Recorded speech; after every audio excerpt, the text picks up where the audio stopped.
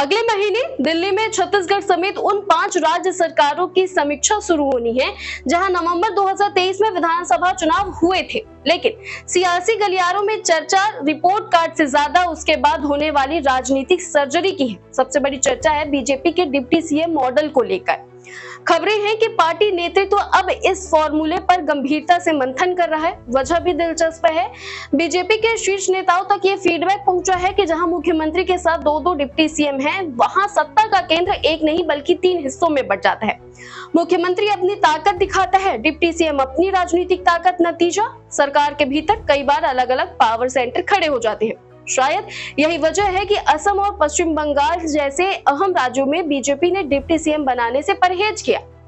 बिहार में जरूर 2 उप मुख्यमंत्री बनाए गए, लेकिन वहां गठबंधन सरकार की अपनी मजबूरियां थी। अब पार्टी के भीतर सवाल उठ रहा है कि जहां बीजेपी अपने दम पर सरकार चला रही है, वहां आखिर 2 डिप्टी सीएम की जरूरत क्या है। सियासी पंडित तो यहाँ तक कह रहे हैं कि डिप्टी सीएम का पद कई बार मुख्यमंत्री के राजनीतिक और प्रशासनिक ऑरा को भी प्रभावित करता है। उत्तर प्रदेश इसका सबसे बड़ा उदाहरण माना जा रहा है। कुछ महीने पहले योगी आदित्यनाथ जैसे मजबूत और हाई प्रोफाइल मुख्यमंत्री के रहते डिप्टी सीएम केशव प्रसाद मौर्य की बयानबाजी ने खूब सुर्खियां बटोरी थी। उस वक्त सवाल उठ रहे थे कि सरकार में अंतिम राजनीतिक संदेश किसका माना जाए। यानी बीजेपी के भीतर अब एक नई सोच जोर पकड़ रही है, 1 सीएम 1 पावर सेंटर।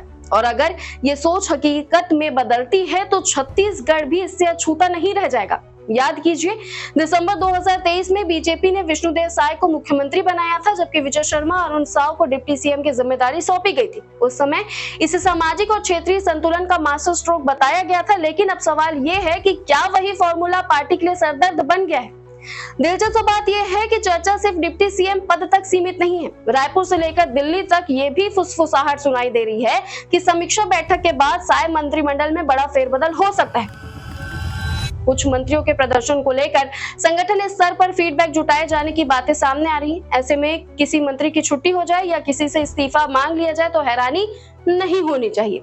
यानी आने वाले कुछ हफ्तों में छत्तीसगढ़ बीजेपी के भीतर सब कुछ सामान्य दिखे, ऐसा जरूरी नहीं है। अब नजर सिर्फ एक सवाल पर है, क्या विष्णुदेव साय को पूरी तरह फ्री हैंड देने की तैयारी चल रही है? क्या विजय शर्मा और अरुण साव की भूमिका बदलेगी? और क्या मंत्रिमंडल में इस्तीफों और नए चेहरों की एंट्री देखने को मिलेगी, या फिर दिल्ली से ऐसा राजनीतिक संदेश आएगा जो छत्तीसगढ़ की सत्ता का पूरा समीकरण ही बदल देगा? फिलहाल जवाब किसी के पास नहीं है, लेकिन इतना तय है कि दिल्ली में होने वाली ये समीक्षा बैठक सिर्फ एक बैठक नहीं बल्कि छत्तीसगढ़ बीजेपी की भावी राजनीति की दिशा तय करने वाला मोड़ साबित हो सकती है। और इसीलिए सत्ता के गलियारों से लेकर राजनीतिक पंडितों तक सभी की निगाहें अब दिल्ली पर टिकी हुई हैं। खैर, आपकी राय क्या है? कमेंट सेक्शन में जरूर बताएं। ऐसे ही पॉलिटिकल अपडेट्स के लिए छत्तीसगढ़ को सब्सक्राइब करना ना भूलें।